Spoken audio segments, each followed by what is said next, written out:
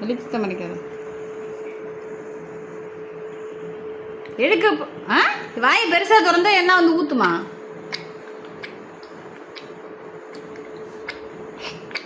புற ஏறுது. கேப்பான்.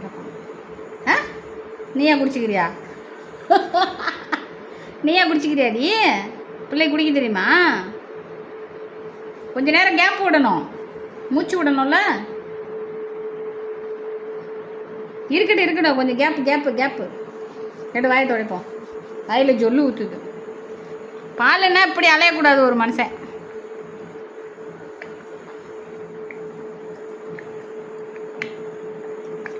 வாயை நல்லா திறக்கிறான். நான் நிறையா ஊற்றணுமா? பாலில் பச்சை தண்ணியை நிறையா கலந்துருக்கேன் தெரியுமா?